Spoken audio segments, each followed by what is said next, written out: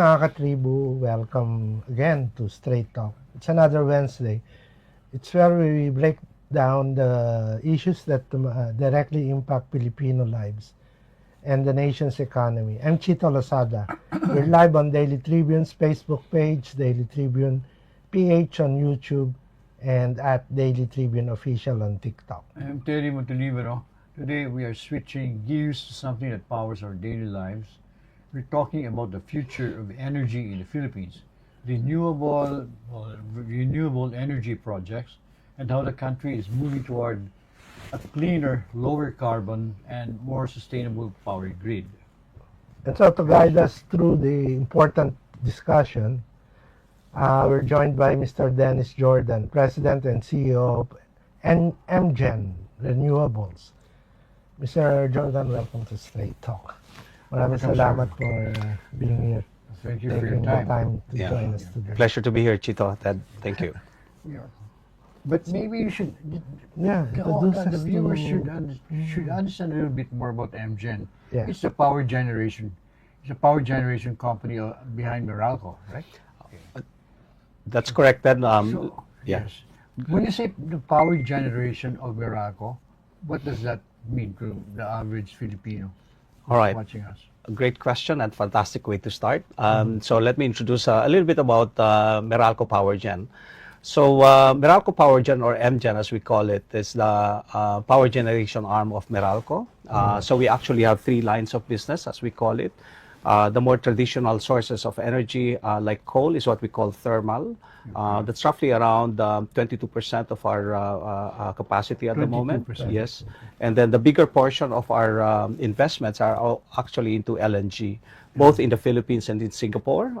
That's a bigger portion of our capacity at the moment, around 67%. Liquefied natural gas. That's correct for our viewers there. And then the small portion ho ngayon, medyo maliit pa yung hawak ko po, ano, Very yung exciting. renewable. But a lot of the exciting things are happening there. That's roughly around 8% of the share of the capacity now. It's actually really small, 8%. When you say renewable, what does that encompass? Fantastic. So, sir, to answer your first query there, no, your first point, the renewable business is small at the moment, but by 2030, we're seeing that to be a big portion. No? It will grow by almost 700%, no? Almost seven times. Wow. And I'll tell you about what's driving that. And in terms of our focus at the moment, sir, no, we're delivering one of the biggest projects in the world, yung Terra Solar. And And Terra Solar, yes. yes. That's the one in Tarlac? That's the one in Nueva Ecija. Very sure, yes. Yes, and portion of What is Bulacan. it and what makes it the biggest? I mean, Yes. When we say Terra Solar, we're talking about the project that is the biggest in the world. A marquee project. It is the largest solar, 3,500 megawatts of solar capacity, coupled with 4,500 megawatt hours of battery. It is the largest in the world, Chito and Ted, because other projects in the world happen, let's say, 5, 7, 10 years. Sa atin, we're delivering this in a span of 16 months for phase 1. We started energizing. And then for the entire project, roughly around 2 years. 2 years from now. Just 2 years. 2 years by 2027 po. Fantastic. Wow. Yes. And when that happens, when it's fully operational, what is it going to have? What effect will it have in terms of our electricity, All right. our power supply and everything? Yes. For our viewers there, for them to understand the impact of this project, it is equivalent to supplying 2.4 million houses of renewable energy. Para ma-visualize lang ho natin.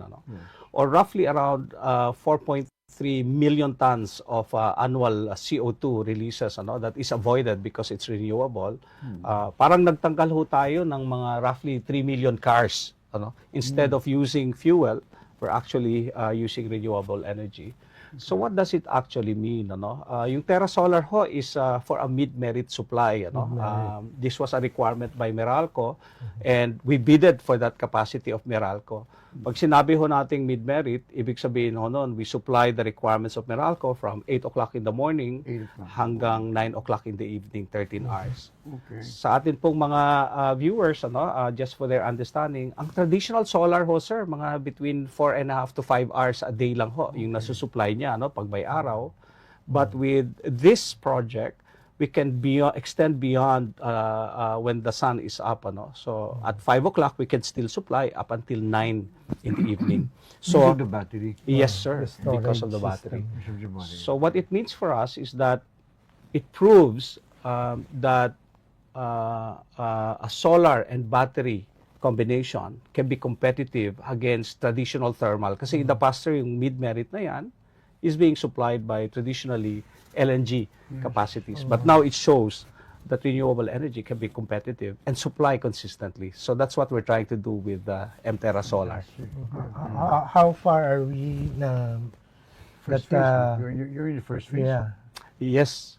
that we can use solar as a base load? Mm. Solar as a mid-merit, hindi pa ho fully base load, sir, hindi pa siya kaya 24 hours. Hindi pa. So at the moment, Sir Chito, nasa phase 1 tayo, phase 1 is basically around 2,500 megawatts peak of supply. Ito ho, para masupplyan natin yung requirements ni Meralco for around 650 megawatts na mid-merit po. So, naka-deliver na ho tayo, Sir Chito, ng right now, kasi parang ho siya, sir, multiple blocks ho siya. Yung first block ho namin, na-energize na ho natin nung March 14. So, we're actually now contributing portion of the capacity from Terra Solar po. Which, in terms of geography, which location is benefited? Yeah, so the location of Mterra Solar is across 11 barangays across 2 provinces, Nueva Ecija and Bulacan. Yung first phase ho natin is in Nueva Ecija area. And doon ho nanggagaling na yung energy natin. But those are supplied to Meralco franchises. Correct, sir. This is supplied to Meralco and will benefit the customers of Franchise Meralco, which comprises a big portion of the Luzon market po. Great. Luzon. Okay, now maybe we can go to the, well, we have some questions. Yes, sir.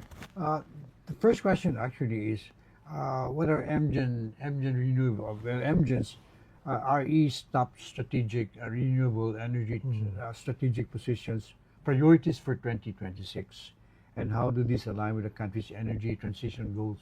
All right. Couple of things there, sir.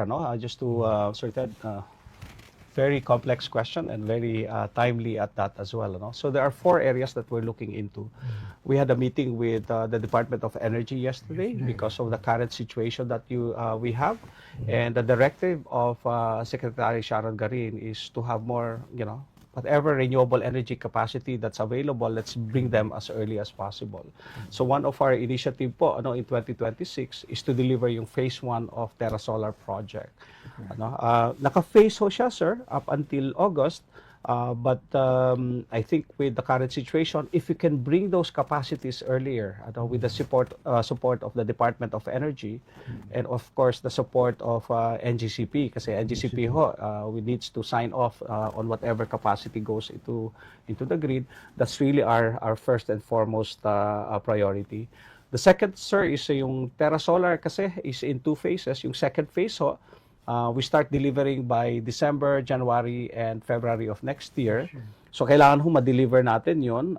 Portion of it is in Bulacan and portion in Nueva Ecija pa rin. So, really focus in on that as the second priority.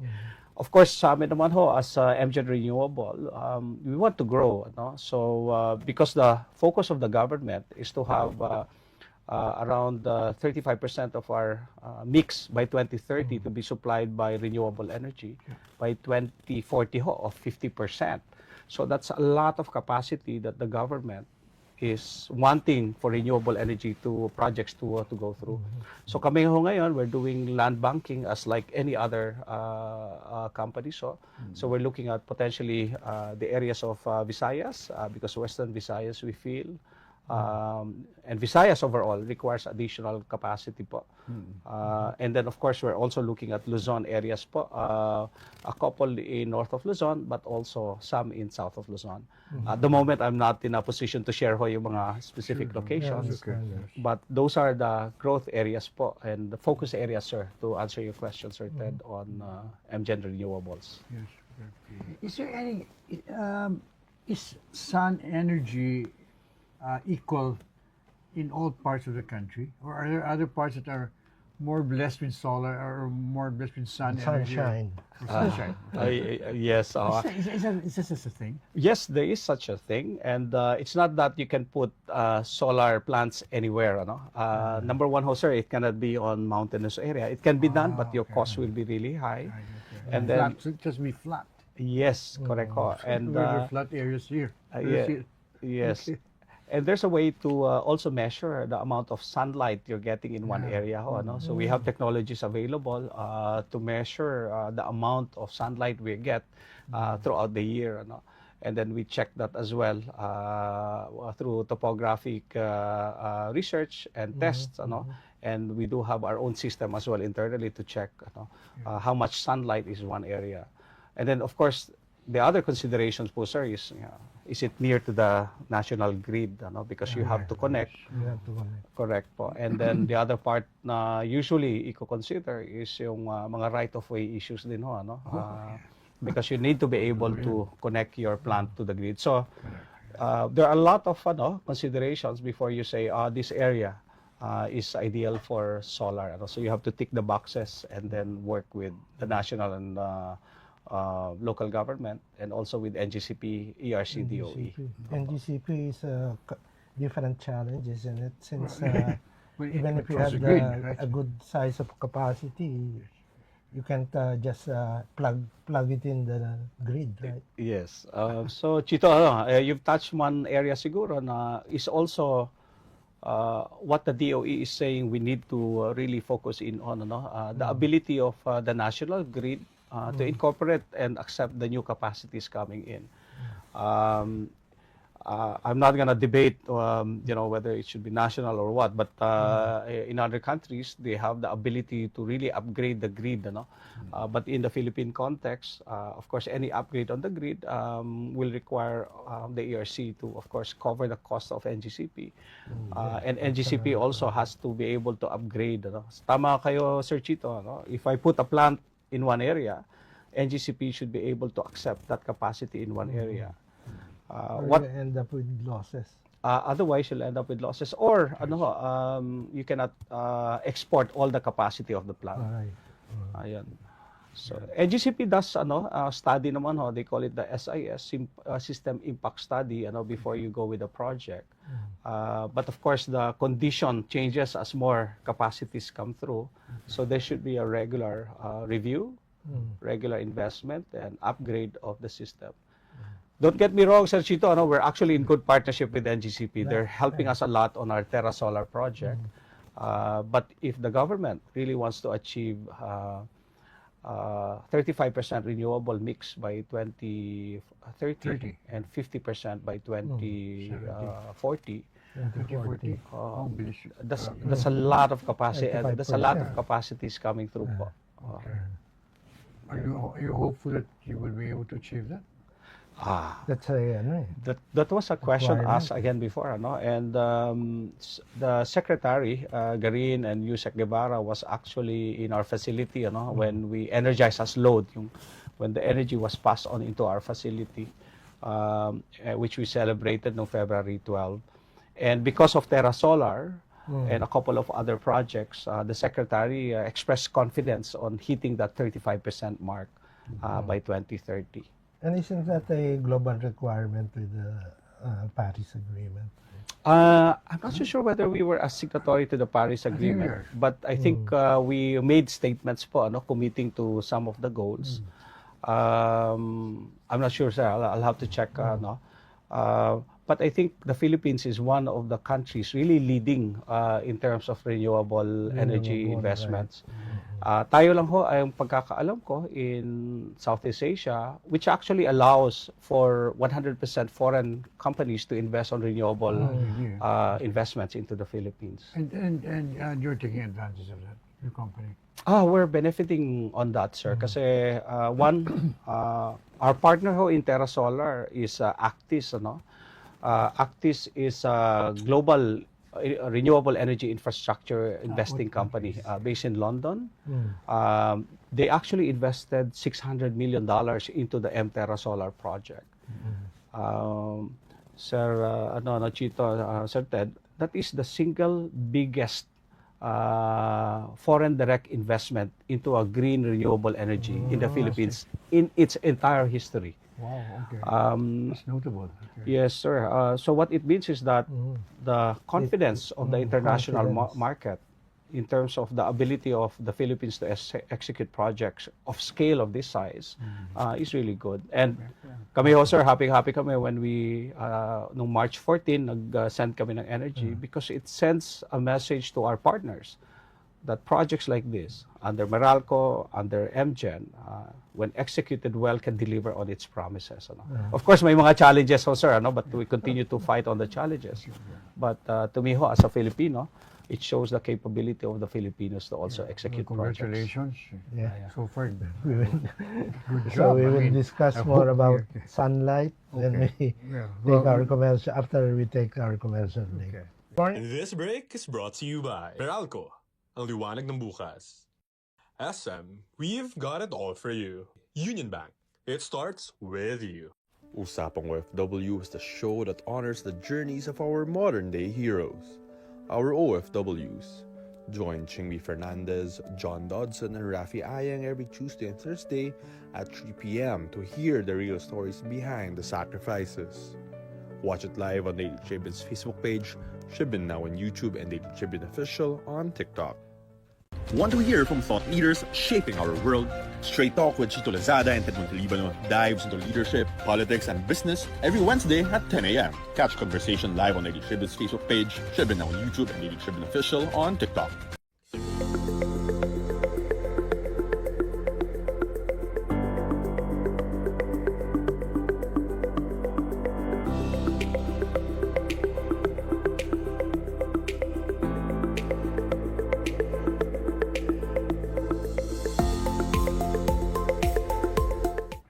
Tribu is still here on Straight Talk with the MGEN Renewable President, Mr. Dennis Jordan.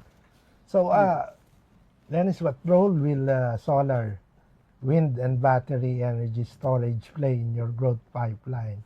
And which technology is receiving the biggest investment push? All right. For MGEN Renewables, at the moment, our foray into the renewable space is really more on solar and battery. And Terra Solar is really that project that shows that it can work on a large scale basis. Certainly, we will continue to expand. As mentioned earlier, we're looking at Visayas and then portions of Luzon for more combination of solar and battery. Now, wind is certainly a technology that we're considering. There are two areas of wind when we say wind, sa ating mga viewers. There's on-land wind, onshore wind, and then there's also offshore wind. I think from a risk management perspective, onshore wind might be more palatable in terms of risk management and investment. Offshore, we're trying to get experiences from abroad, because it's a mixed experience. Meaning to say, offshore wind, in some cases, are successful, but we're hearing more issues and concerns, not only in the execution phase, but also on the operations and maintenance phase of the project. So we're reviewing that space. Of course, we'll have to do our proper risk management if we're going to do that. In terms of the future around the world, as Sir Chito said, there has already been combinations of solar, battery, and onshore wind. So if we can find that mix, that will be good in the future. I think the DOE is also focusing in on wind and offshore wind. They really want to develop that those technology.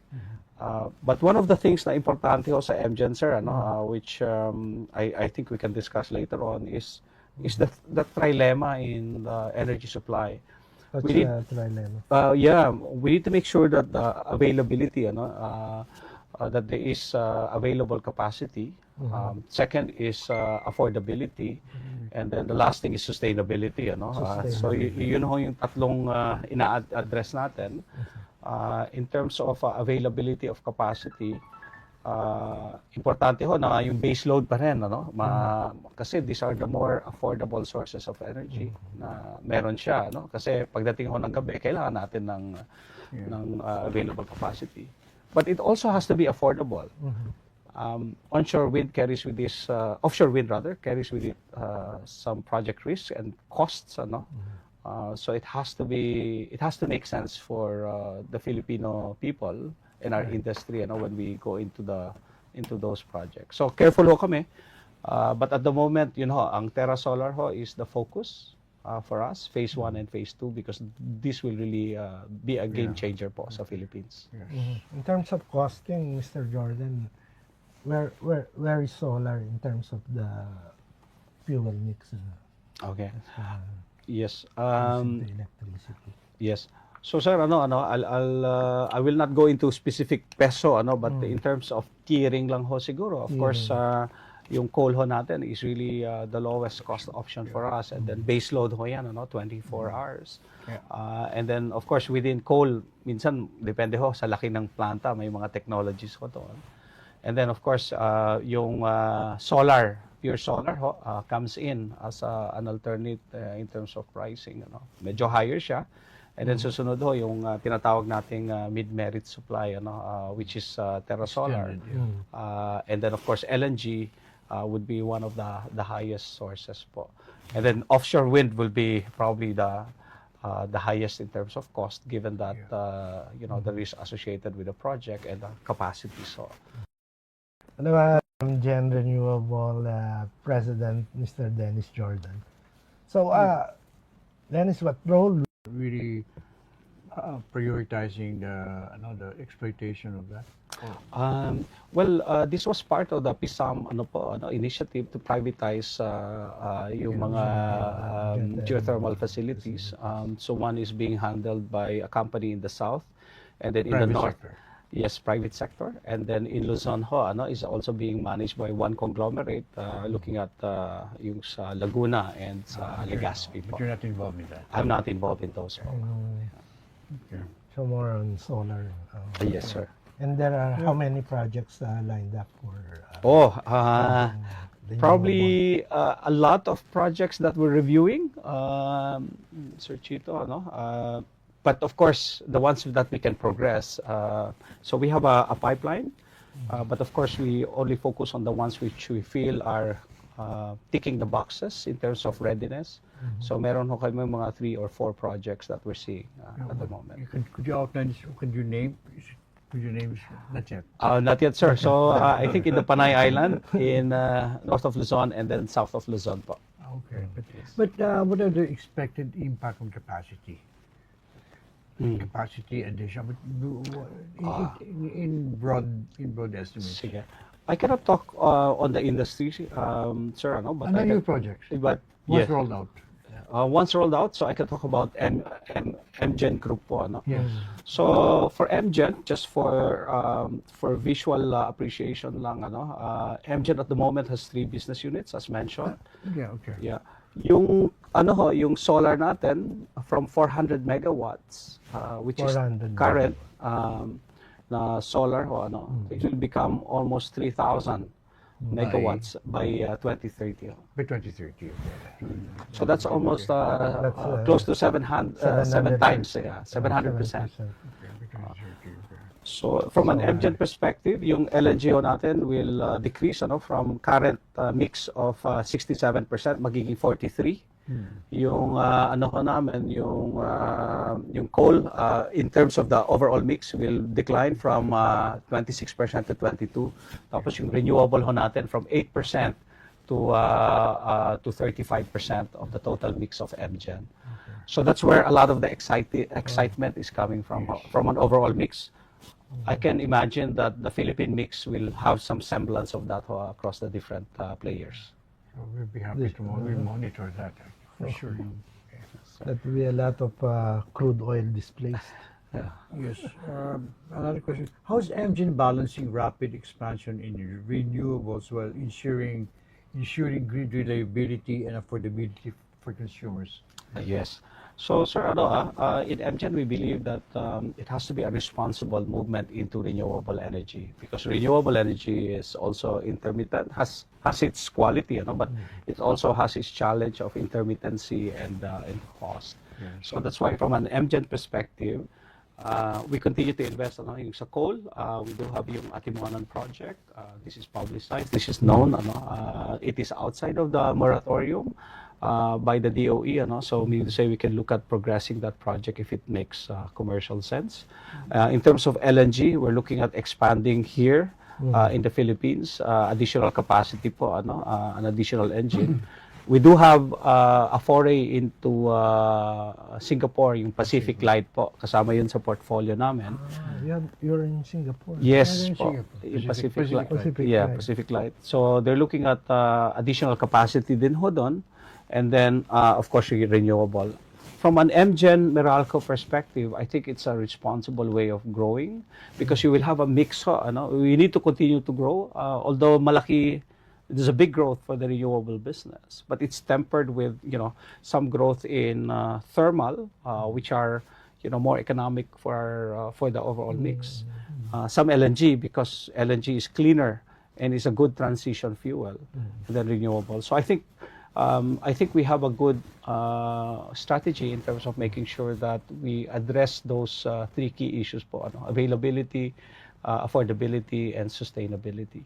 Okay.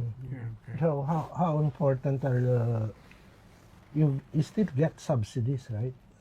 To the feed-in tariff. So how important there are demands that the tariff should be reduced or removed. So we only have one project that was accorded yung FIT, yung FIT. This was the raise nung I think 2022 po yata, raised to the 500 megawatts. So one of our project was able to get yung FIT rate for solar. So that was really very important because it underwrites the investment in some ways, because it was the first foray into large-scale solar investment. So it was good for the government to underwrite that through the FIT rates. At the moment, the government continues to push it through what they call yung GEA, Green Energy Auction programs. So they have 4 already po, so doon auction ng government some capacities which helps investing groups because there is an off-taker kasi importante sa renewable energy or even other capacities na may off-taker may bibili ho. You are ensured that somebody will buy. So yung green energy auction is one option for the government to really encourage investment at certain tariff rates po. Sir, to a layman, why do you auction projects? You mentioned green auction. What does it mean? So the government actually auctions capacities that they will buy. This is to encourage investment. So basically, almost underwriting the investment by buying the capacity. So this is to encourage achieving that mix by 2035. Yes. Okay. But then again, the transmission facility should be able to absorb all those. Yes, sir. I think that's an ongoing discussion. Certainly beyond just Meralco Power Gen. I'm sure the Department of Energy has discussions with NGCP, and I'm sure the ERC as well. Because you're right, Sir Chito. As we bring in new capacities, the national grid should be able to accept or prepare the grid to accept those capacities. Correct. This is NGCP. That's NGCP. Kasi if you look at the government projection in terms of our energy consumption, our energy consumption, sir, will continue to increase by at least 5.2%, based on the data from the Department of Energy. And we still have areas which are, they call underserved. Around 5 million homes which are underserved or unserved. Which Yeah. place, which parts of Without the electricity. Yung, Mindanao or something? I don't have the details po, Visayas. but those are areas which have no electricity for unserved I or think now, underserved. Only portion of the day they have electricity. So talagang sir. So who takes care of the electricity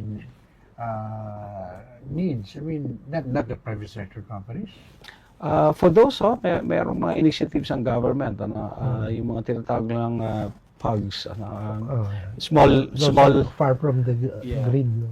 mga off-grid initiative, microgrids, off-grids. So the government has those projects.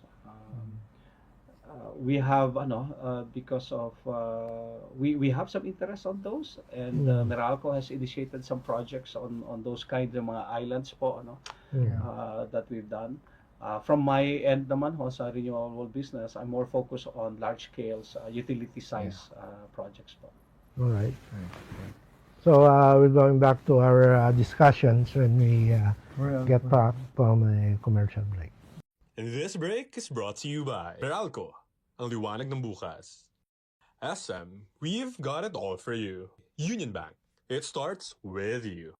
Usapang OFW is the show that honors the journeys of our modern-day heroes, our OFWs.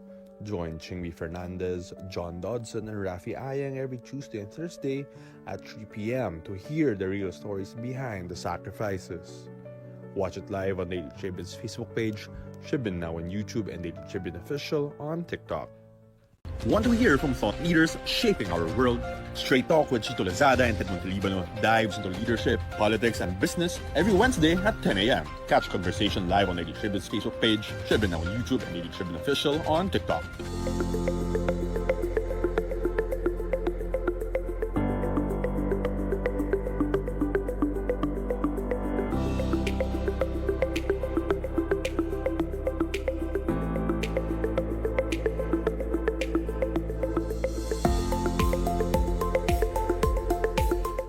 So we're back here on Straight Talk, and we're still with MGEN Renewable President Dennis Jordan.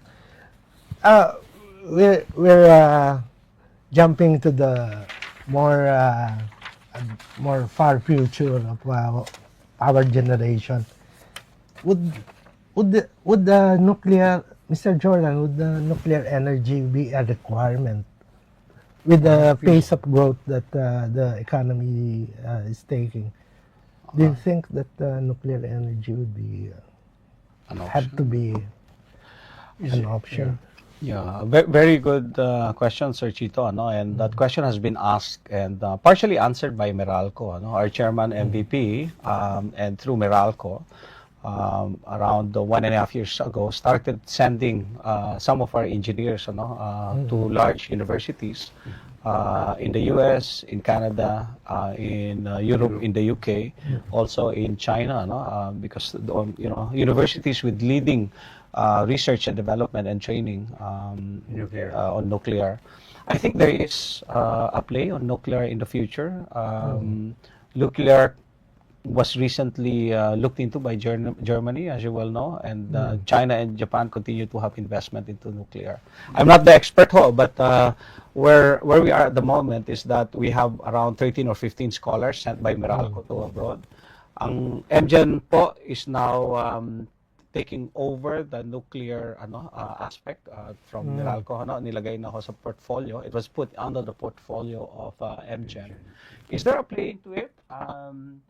I think for small modular reactors, there's a research ongoing by a company from Canada. There was supposed to be a test case from 2 years ago. I was involved in my previous life into looking into it. A couple of things I think will be to make it feasible that needs to be considered. Number one is regulatory, Sir Chito. Meaning to say the regulatory has to provide consistency through time, that when we invest into it, it will survive multiple President. Administrations. Administration. Yeah. And then secondly, of course, it will require approval from member nations onto nuclear programs. Member nations. Alam ko sir, may mga parang you cannot just invest or Put up go your- into nuclear. Council or something, an international body. My understanding was that, sir. Parang you have to get some support from mga international bodies to be able to have your own nuclear program. But from our end, I think in the future that has to be really considered. And we did consider it many years ago. We did have the Bataan nuclear plant, so we did have the chance. So I think in the future, it has to have a play. But there's a lot of things that needs to be looked into. But Meralco is committed to it. We've sent scholars. I think that's the start siguro, Chito, and then let's see. Sir. When did you start sending? Mga 2 years ago po, 2 sir. years ago. So they've been in what country? Yung mga countries na minention ko kanina, Europe, China, They've been there for- in UK, some of them over a year already, and some last year po. These are short courses, of course. 2-year I think courses. these are full courses po. Full courses. Yes. So what happened to them when they Yeah, what happens get back? to them when they graduate? Well, hopefully, we have a nuclear program to look Nuclear into engineers. and bring that knowledge and experience, and then perhaps share with the national government. I'm sure the national government will come up. I'm not privy ho, I'm sure they will come up with consultative bodies, to look into it. But it's we're talking about it, sir. We do have specific groups in Meralco and MGEN looking into that. So hindi ako kasama doon because I look after renewable. Okay. I think one of the most important aspects there is the environmental and the safety aspect. That it won't, Do we already have radioactive. a regulatory agency for I think we nuclear have power? Philippines. Yeah, I think we have. I think we have The one in also, UP. yeah. It's a nuclear. Philippine Atomic Agency. Atomic Agency. Atomic pala. We're talking of nuclear. Are we talking about an atomic there? So, sir, I'm not the expert on the subject matter, okay. but I'm just sharing with you at least the ones that I was How far involved is on. that in the future? Like how many years? If all the Decade, of 2 all, decades. if all the requirements that you have mentioned have been taken care of. Ako, sir, baka they will think it's gospel, but for the small modular reactors, when I Small was modular reactors, when I was involved not in the with it, size of the mga 50 Nuclear megawatts lang ito, Bataan plant. not to the size of that. But when they were looking at that, for testing phase pa siya, and there was supposed to be a test area, and that company was to get funding, here in the Philippines. no, sa Canada. Canada. Yeah. So I haven't been involved in any discussions on nuclear, so I'm sorry, sir. I'm being very careful because not privy to all the discussions on nuclear. But it is an exciting discussion point Can be in clean. some It's circles also of the clean energy sector. di ba? Clean energy din siya. Yes. Kasi that would take care of the base load requirements, right? It's nuclear. Okay. And if technology would permit, then renewable can also be another source for the dependable energy supply. Okay. So, how is the company navigating regulatory and permitting challenges that often slow down renewable RE development in the Philippines? It's always the government. Government should be, but you have a lot of support from the government Yes. to prioritize. For Terra Solar, we were awarded what they call yung EPNS, Energy Project of National Significance by the Department of Energy, which means that the power of the president supports the execution of this project. That helps us. For the Board of Investment, BOI, we were able to get the green lane, which means that all permitting required needs to be resolved within a span of 10 days. Yung mga ganong support. Yeah.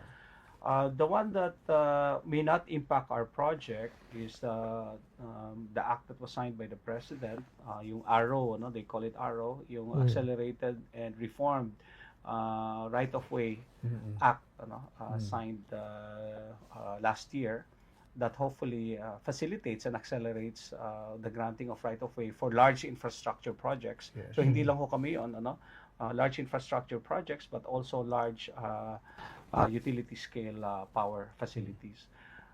I haven't seen the implementing guidelines, but Yeah. hopefully that will help talaga address yung mga right-of-way issues. Right of way is really a problem. Always. Yes. It's always the problem. Even in the Globe and Smart always shaking their heads with right of way problems. You usually get support I'm from. curious about the Terra Solar set.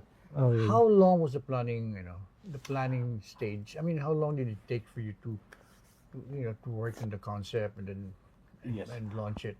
Siguro I can talk about from when I joined MGEN, which was middle part of 2024. So it was already being worked on. Yeah, it's already Okay. being worked on, but we haven't bid it out, sir. So actually what happened was that we had the bidding when I came in. We had the bid process, meaning to say bid natin sa mga international players. And we have Energy China and Power China who were the bidders, and then who won. And then Huawei is the battery supplier. So when I came in, we had no engineering and procurement company, EPC as we call it. We just awarded it in October of last year, of 2024. Yung din natin transmission and other assets related to transmission that was also awarded mga November of 2024. And then land we continue to acquire. How many hectares of land is that? Malaki to, sir. Mga for the PV alone, we will require 3,500 hectares. Do you have a lot of land in every CF for that? Apparently, We have 3,500 hectares. Wow. Yeah, for the PV alone. Tapos you need What is to have yung solar panels lang pa lang ho. Okay. So for the solar panels alone, but you need more common areas for the substation. I have 3 substations.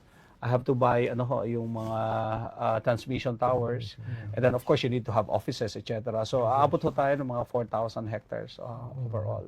But for you this already have project. that. That's already. Majority we have already.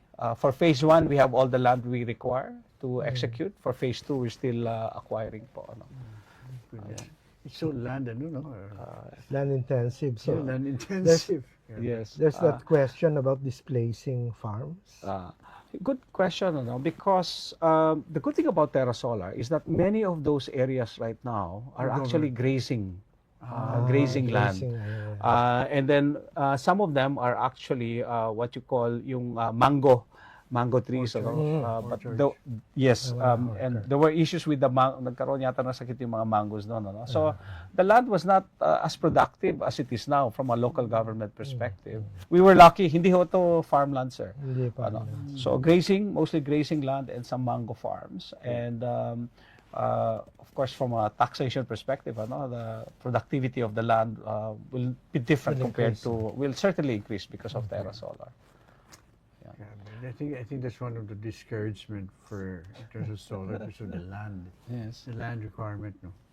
I think we're working with the government naman when it comes to making sure food security is maintained. Yeah. I mean, what security? Food security. Food security. Because you're going to displace. Yeah. Agriculture. Agriculture. Do you get a lot of support from local government officials when you? I have to say, sir, this project, from the time that we are awarded and then we had our first electron sent to the grid, 16 months lang ho yun. That's very, very fast.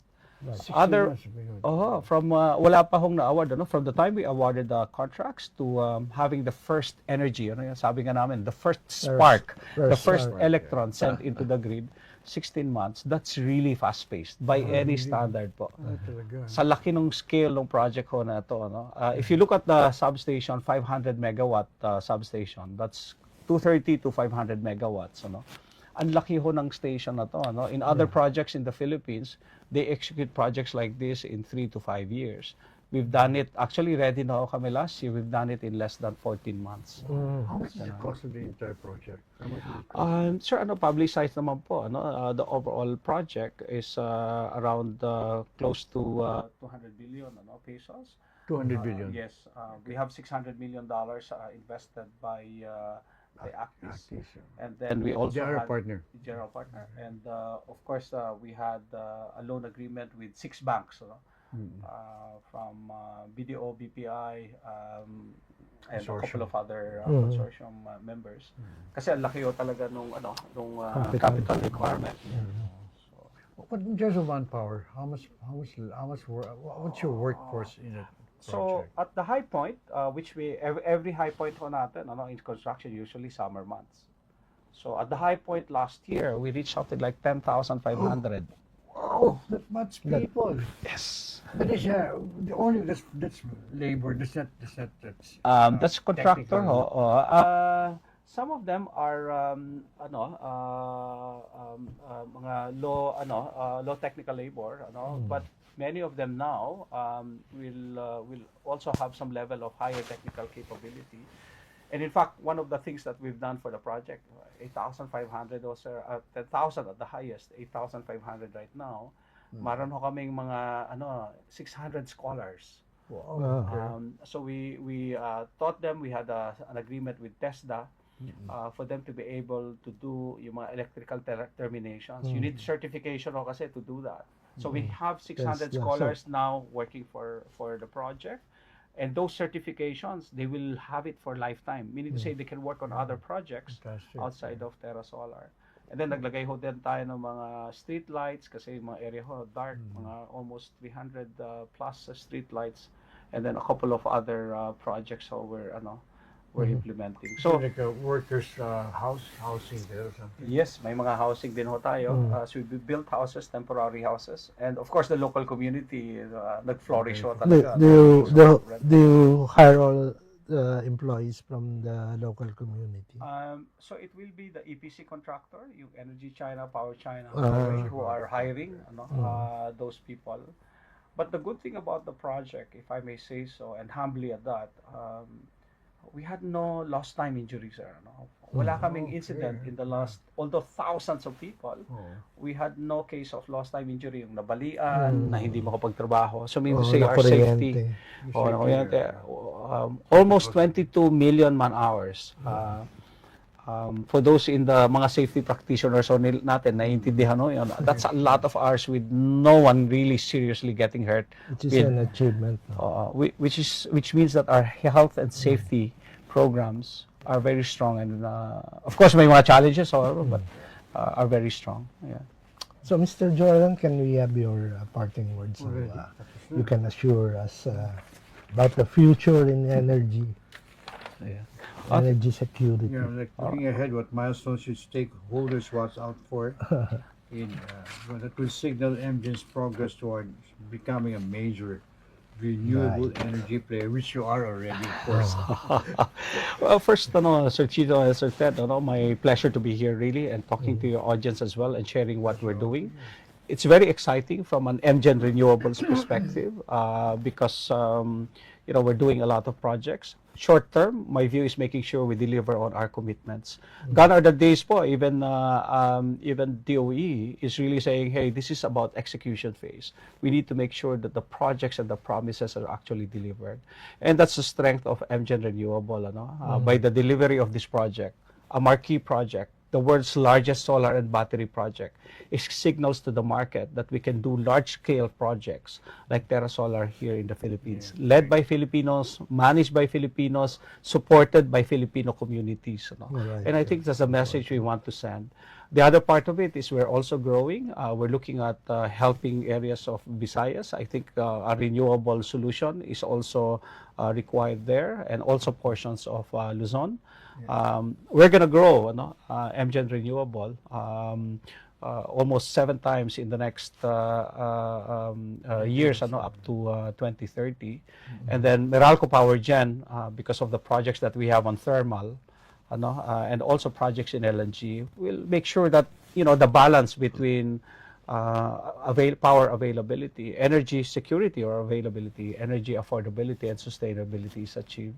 So to our viewers po, MGEN as part of Meralco, no, is here to help the nation grow, and really exciting and taking the lead in terms of this transition into a better future. Well, in this current moment of anxiety over the energy, over the Energy tension, security. crisis, just a bright note Right. Yes, sir. that you were able to convey. Thank you very much for your time and for sharing the valuable information about MGEN and your projects. Very important projects, and that the whole country would benefit. So thank you very much. So for thank you sharing. very much, Mr. Dennis. Dennis Jordan.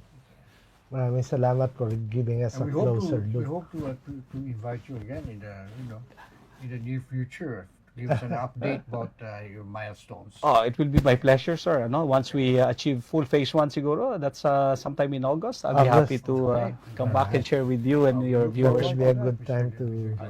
Yeah. Okay. Mga katribo, the energy we use every day is evolving toward greener, smarter, and more sustainable solutions.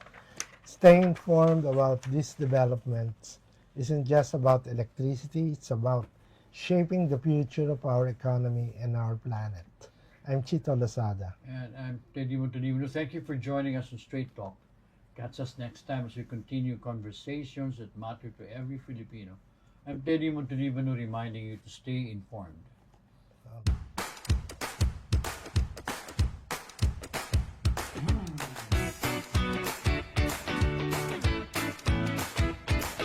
Welcome po mga katribos at maraming salamat for joining me dito sa Ask Manong Joe.